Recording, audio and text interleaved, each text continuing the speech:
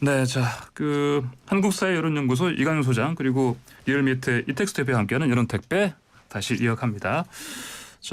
이 대표, 이 소장님, 네. 그 여성가족부 폐지 관련해서 그 여론조사한 거 좀 자세히 다시 한번 좀 살펴볼까요? 예, 여성가족부 폐지 이거 상당히 쇼킹하달까 과감하달까 네. 또는 시각에 따라서는 무모하다 뭐 이런 견해도 평가도 있습니다만 네. 일단 리얼미터 질문 항목을 보면 예. 여가부 폐지에 대해서 찬성 51.9 과반이 예. 넘었죠. 네. 반대는 38.5 잘 모르겠다 9.6 이렇게 나왔습니다. 예. 매우 찬성이 32.2가 나온 게 조금 이례적인데요. 예. 이게 여성가족부를 폐지한다. 이거는 여성 전체를 적으로까지 돌리는 건 아니더라도 적어도 여성을 포기하거나 배척하거나 별 신경 안 쓰겠다. 지금 네네. 이런 걸로 비칠 수밖에 없잖아요. 예. 그런데 아시다시피 남성 아니면 여성인데 반반인데 선거에서 절대 뭐 한 5%만 되는 집단조차도 이렇게 버리는 것도 차별 또는 네. 뭐 비판의 소지가 많은데 예. 인구의 반을 적으로 돌릴 수도 있는 공약을 과감하게 발표한다. 예. 이것은 갈라치기 대표적인 갈라치기인 것이고요. 예. 그렇다면 여성가족부를 폐지하는 대신에 그럼 남자 유권자들은 윤석열 후보가 다 흡수하겠다는 것이냐? 네. 꼭 그런 것도 아니지 않습니까?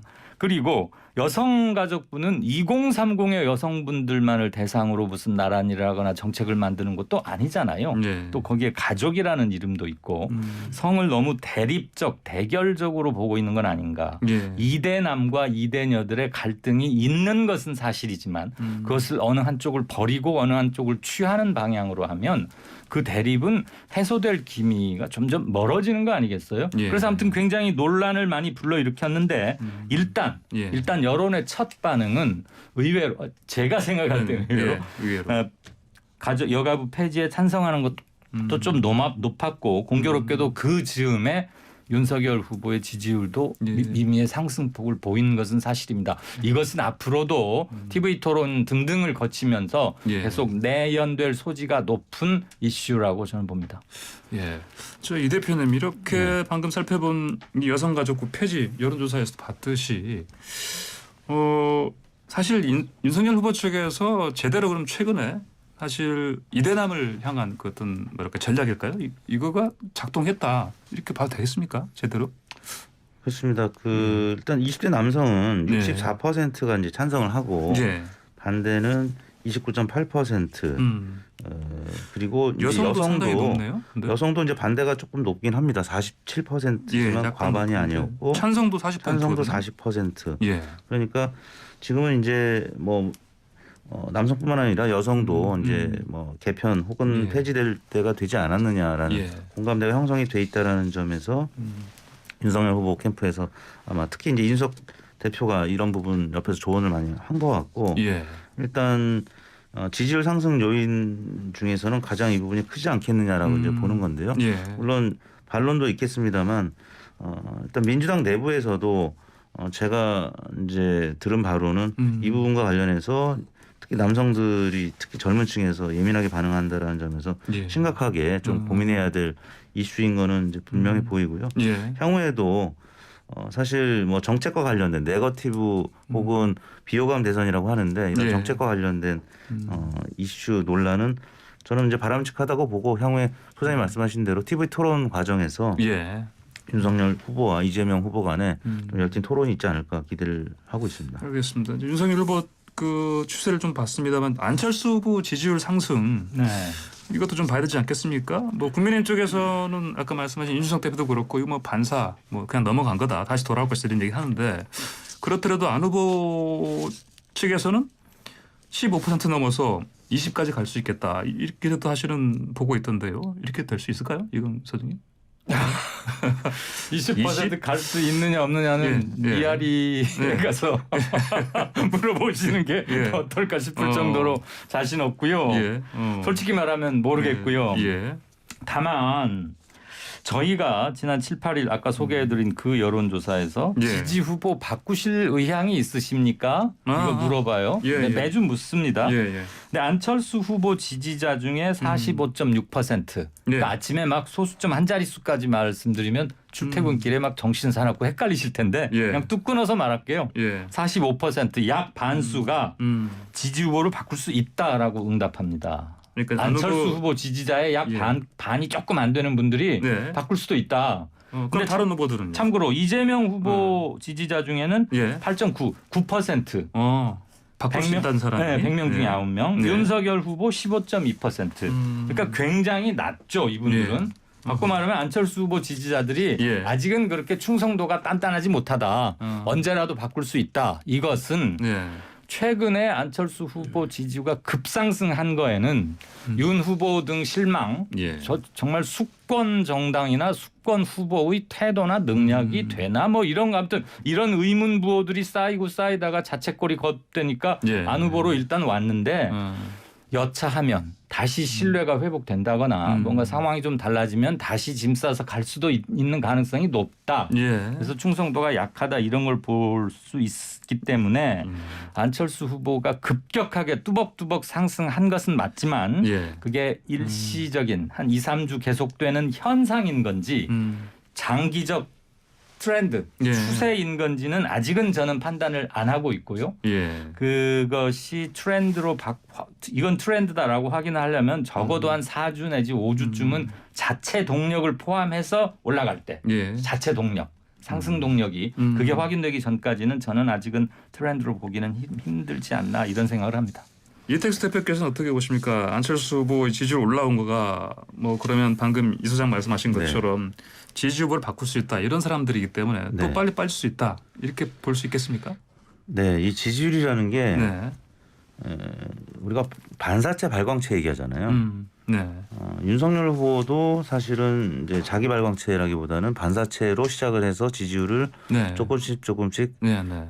흡수를 해서 이제 발광을 하고 있는 과정이라고 자체 보고요. 발광체로 조금씩 그래도 올라가고 있다. 예. 근데 안철수 후보 같은 경우는 지금 상당수의 지지층이 윤석열 후보 쪽에서 넘어온 거란 말이에요. 예. 그러니까 반사체다. 그러니까 마치 이제 달에 하나의 위성이 있어서 예. 지금 서로 예. 반사체로 좀 빛이 지금 발하는. 그래요. 예. 근데 이거를 이제 자기 지지율로 흡수하려면 한 2, 3주 이상 네. 이 지지율이 고착되거나 상승을 해야 되는데 예.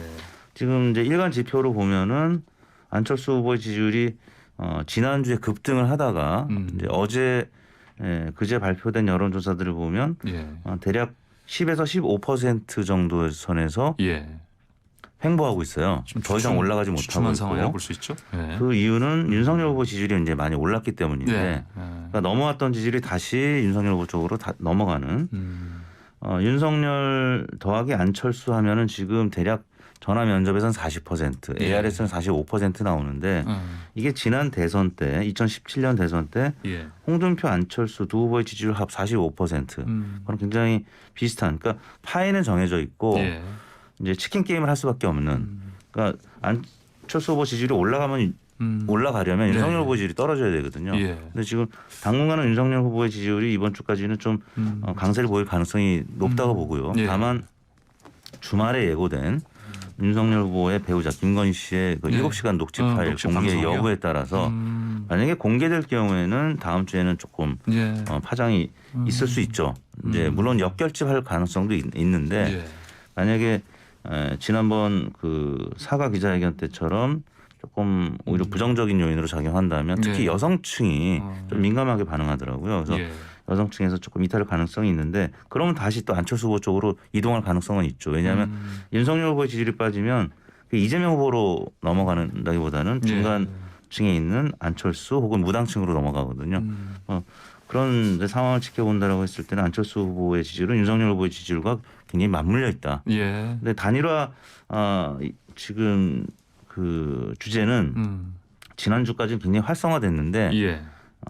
이번 주 후반부터 다음 주까지 갈 때는 지금 이재명, 윤석열 양강 구도로 나오고 있기 때문에 조금은 단일화 이슈도 조금 잦아들지 않을까 이렇게 생각을 하고 그렇습니까? 있습니다. 단일화 말씀하셨는데 이 소장께서는 어떻게 전망하십니까? 단일화 이게 하려면 기본적으로 예전의 대선에서도 보면은 그래도 한 3, 40일, 4, 50일 전에 이게 하려면 협의를 시작해야 되는 건데. 그렇죠. 얼마 안 남았잖아요, 이제. 시동은 지금 좀 걸려도 뭐 빠르다고 아니잖아요. 할 수는 없어요. 예. 오히려 한 뭐 2, 30일 남겨놓고 하면은 단일화는 무망하다고 봐야 되죠. 우선 룰 협상하는데 그다음에 뭐 여론조사 기관하고 방식적으로 굉장히 오래 걸리는데 기본적으로 아직까지는 제로섬 게임이다. 안철수와 윤석열 후보 지지율의 합은. 그런데 저는 지금 조금 전에 이 대표께서 잘 지적해 주셨고 거기에 한두 가지 얹자면 만약에 수사 중인 사안에서 또는 혹시 이러지 않을까라고 제기되었던 몇몇 그러나 최근에는 조금 수면 아래로 있던 것 중에서 뭔가 툭 돌발되어 나온다면 뭐 이를테면 뭐 김건희 그거 씨 관련요. 순 비교적 꽤 얘기가 되어 왔고 본부장 본인 부인 장모인데 이 측면에서 뭔가 하나가 상당히 큰 게 나오면 무너져 내릴 가능성도 있다. 왜냐하면 그동안 자 12월 3일 울산에서 1차 파동 합의 이후로도 한 달간 계속 집 고치는 문제, 윤 후보 본인의 실언 이런 것들에서 자책골 시리즈라고도 할 만큼 있어 왔는데도 그나마 버티다가 빠졌어요, 드디어. 그래서 두 달간 윤석열 후보 지지율만 보자면 한 18 내지 20% 포인트가 빠졌습니다. 다 종합하건대. 굉장한 하락인데 그래서 27, 8까지 내려갔지 않습니까? 그러다가 조금 이제 조금 올라가고 있는 국면인데 붕괴를 해버린다면 단일화는 굉장히 쉽게 갈 겁니다. 오히려 붕괴가 되면. 근데 붕괴하지 않고 1강 2중 형태로 간다? 그러면 단일화는 거의 무망하다고 저는 보고요. 그래서 단일화는 얘기만 계속 되다가 결국은 안 될 가능성이 좀 더 크지 않을까 이런 생각이 좀 들긴 합니다. 그리고 안철수 후보가 지난 4.7 재보궐선거 때 적극적으로 도왔는데 그 이후에 사실 국민의힘과 국민의당이 합당될 듯 보였지만 오히려 지금은 관계가 좀 안 좋죠. 오히려 더 안 좋아졌죠. 그리고 이준석 당대표하고의 관계가 특히 이제 좋지 않기 때문에 이준석 당대표하고 윤석열 후보 간의 갈등이 봉합되지 않았다면 그러니까 김종인 위원장도 나가고 이준석 당대표도 만약에 물러났다면 모르겠는데 지금 복귀한 상황이기 때문에 뉴스 보시겠지만 이준석 당대표는 안철수 후보를 무시하는 전략으로 좀 가고 있거든요. 그래서 조금 정서적으로 좀 불편한 관계. 두 번째는 안철수 후보 그리고 국민의당 입장에서는 사실 단일화 룰에 대해서는 이제는 어느 캠프보다도 전문가가 됐어요. 그래서 단일화 룰 협상에서 따져볼 대목, 뭐 예를 들어 뭐 유무선 비율 같은 경우, 그다음에 당원을 포함시킬지 여부. 일반 여론조사 또 양자 대결을 할지 뭐 등등 이 디테일한 면에서 안철수 후보 캠프는 이제 어느 후보 캠프 못지않게 전문가가 돼 있기 때문에 단일화의 전문가예요. 룰 협상이 이제는 만만치 않을 겁니다. 그리고 이제 지지율 격차도 소장이 말씀하신 대로 좀 붙어야지 단일화 이제 가능성이 있는데 좀 벌어지면 단일화의 가능성이 좀 쉽지 않고 사실 시간이 별로 없습니다. 2월 15일부터 이제 후보 등록인데. 역순으로 이제 스케줄 표를 본다면 이제 구정 때부터는 협상에 들어가야 되는데 쉽지 않은 그런 타임 테이블인 것 같습니다. 알겠습니다. 짧게 이 소장님 말씀 듣고 오늘 마무리해야 되겠는데요. 지금 초미의 관심사는 TV 토론이 법정 TV 토론 말고 대장동 등등해서 그게 언제 할 것이냐 말 것이냐. 어제 만났답니다. 만나고 뭔가 하긴 할 것 같아요. 실무자니. 근데 지금 단둘이 하겠다는 것 때문에 심상정 후보가 반발했고요. 그렇죠. 또 하나는 뭐 지라시라 그러나요? 김건희 씨 뭐 7시간 녹취 그 공개 여부 이 두 가지가 일단은 초미의 관심일 것 같습니다. 알겠습니다. 오늘 두 분과 함께한 여론특배 여기서 마치겠습니다. 한국사회 여론연구소의 이강윤 소장 그리고 리얼미터의 이택수 대표와 함께했습니다. 고맙습니다. 고맙습니다.